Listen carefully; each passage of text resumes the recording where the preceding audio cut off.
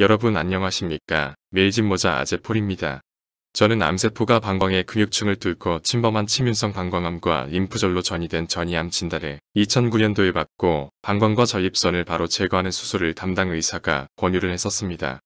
그런데 암종양의 사이즈를 줄이는 항암 치료를 받으며 알게 된 영국 브리스톨 캔서 헬프센터에서 실시하는 부족한 영양소를 체내에 보충시키는 대사요법을 알게 되었고, 이를 꾸준히 실시하면서 암 치료에 큰 진전이 있었고 방광과 전립선을 제거하지 않고 치유되는 경험을 가지고 있습니다.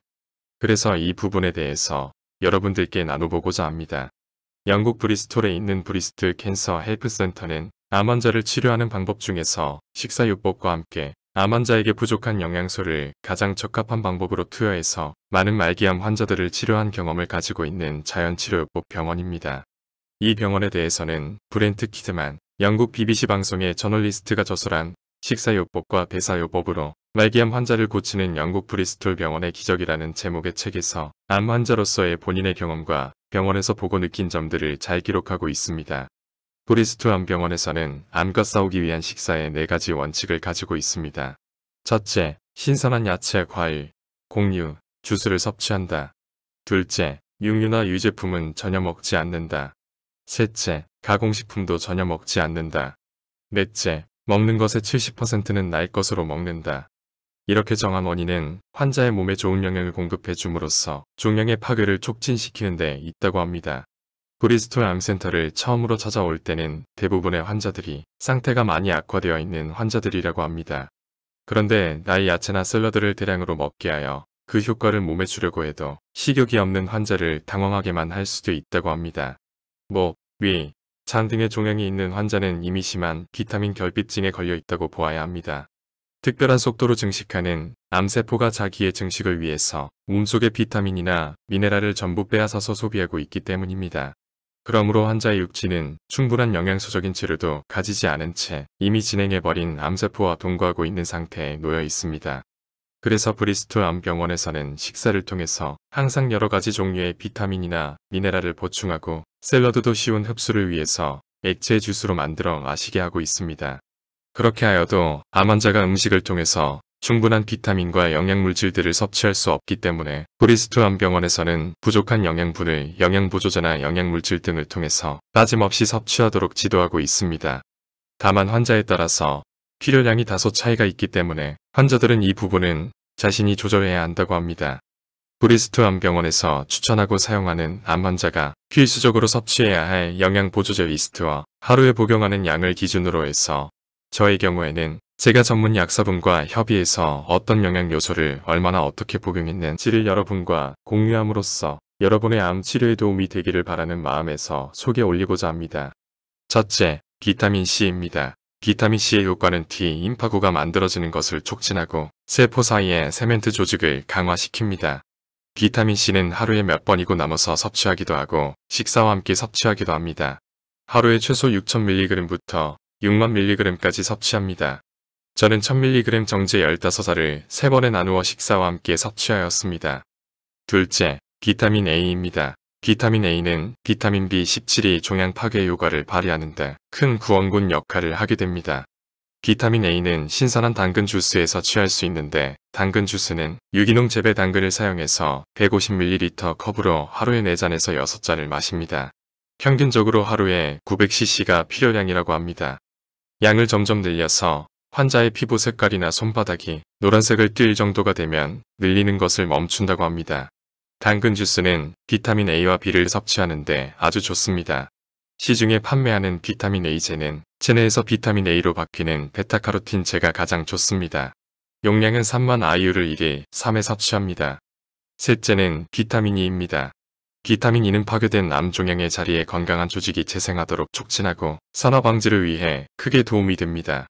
비타민 E를 보조제로 섭취하는 것은 호르몬과 관계가 있는 여성의 생식기 관련 암이나 유방암의 경우에는 호르몬의 분비가 왕성해지면 역효과가 날 수 있어 섭취하지 않는 것이 좋습니다.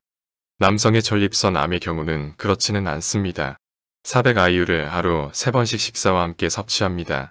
넷째는 비타민 B17입니다. 아미구다린이나 리트릴이라고도 부릅니다. 비타민 B17은 암세포를 공격하고 췌장에서 항암 요소인 니트로사이드를 제조하는 데 쓰입니다. 살구씨나 잉두씨에 많이 포함되어 있는 물질입니다. 보통 사람이 하루에 무리 없이 섭취할 수 있는 양은 750mg입니다. 정제로 먹을 때는 공복 시에 240mg씩 하루에 3번 먹습니다. 먹는 간격은 4시간 간격으로 하고 500mg의 정제인 경우는 하루에 한 정 섭취하고 다음 날은 이정 형식으로 섭취합니다.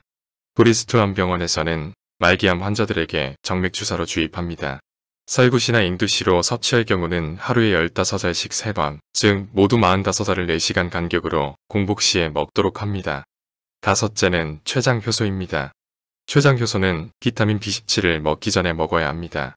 췌장효소는 단백질을 뒤집어 쓰고 있는 암세포의 너울을 벗겨내는 중요한 역할을 합니다. 그리고 난 후에 비타민 B17에 분해된 물질이 암세포를 파괴합니다. 전이한 암에서 생기는 통증을 없애주는 역할도 합니다. 125mg을 1일 3회식 후에 복용합니다. 그 다음으로는 날 식품에서 미네랄을 섭취해야 합니다. 마그네슘, 칼륨, 아연, 셀레니움과 같은 미네랄은 유기농으로 재배한 농산물을 먹고 있으면 보통은 취할 수 있는데 필요한 미네랄들은 건강한 세포를 만드는데 없어서는 안 될 아주 중요한 성분입니다. 그러나 암 환자들의 많은 경우는 이러한 영양소들이 부족합니다. 그러므로 환자는 날 식품을 먹는 식사로 미네랄을 충분히 섭취하도록 해야 합니다. 첫째, 셀레니움입니다. 셀레니움은 항산화물질로 유전자의 흐트러짐을 막습니다. 셀레니움을 가장 많이 포함하고 있는 식품은 참깨와 소맥대아입니다. 야채 중에서는 아스파라거스나 마늘에도 상당한 셀레니움이 포함되어 있습니다. 처음 2개월간은 200mg씩 하루에 2번 섭취하고 그 이후에는 하루 100mg을 섭취합니다. 둘째로 마그네슘입니다. 혈관에 콜레스테롤이 쌓이는 것을 막으며 암의 발생을 막는 몸의 저항력을 향상시킵니다. 몸속의 마그네슘과 칼슘의 밸런스를 유지해야 합니다. 125mg을 하루에 3번 섭취합니다. 셋째, 칼슘입니다. 마그네슘과 함께 복용하여 몸속의 밸런스를 유지합니다. 하루에 250mg씩 2번 섭취합니다. 마그네슘과 칼슘은 반드시 함께 섭취할 필요가 있습니다. 두 가지의 밸런스가 중요하기 때문입니다. 넷째, 칼륨입니다. 암세포의 증식을 억제합니다. 칼륨이 부족하면 염분인 나트륨이 세포 안으로 침입하게 됩니다. 이렇게 되면 정상세포의 원만한 기능이 저하됩니다. 브리스톨 병원 식사가 소금을 빼는 식사로 되어 있는 것도 이것 때문입니다. 마그네슘과 칼륨을 많이 먹게 되면 세포로부터 나트륨이 추방되고 그 대신 세포 속에 칼륨이 들어가게 됩니다. 바나나, 오렌지, 사과, 포도, 녹황야채 등은 칼륨을 풍부하게 포함하고 있습니다. 견과류나 껍질이 붙은 감자도 그렇습니다. 하루에 1회 200mg을 섭취합니다. 다섯째, 아연입니다. 아연이 부족하면 우리 몸속에 자연 치유력이 떨어지고 의궤양이 발생하고 전립선 질병에 걸리기 쉽습니다. 손톱에 수평한 하얀 선이 나타나는 것은 아연 결핍의 신호입니다. 자연식품으로 아연이 많은 것은 청어, 굴, 조개류, 밀배아, 계란, 육류 등이 있습니다. 그러나 브리스톨 암병원에서는 밀배아만 권하고 있습니다. 그 대신 아연은 정제로 투여되고 있습니다. 보통 하루에 15mg을 섭취하는 것이 표준인데 만약 결핍이 있으면 50mg을 하루 2회 섭취합니다. 마지막으로 달맞을 꽃 오일입니다. 영어로 이브닝 프라임 로즈 오일이라고 합니다. 항염증 작용을 합니다. 1000mg 정제를 하루에 3번 복용합니다. 이상이 브리스톨 암병원에서 암 환자들에게 추천하고 시행하는 대사요법을 기준으로 하여 저의 경우는 전문 약사와 상의하여 저에게 필요한 영양소를 개별로 약간씩 조정하여 섭취하였던 내용입니다. 아무쪼록 암 환자 여러분들께서는 본인에게 어떤 영양소가 얼마나 필요한지를 전문가와 상의하셔서 결정하는 데 이 자료가 조금이라도 도움이 되기를 바랍니다.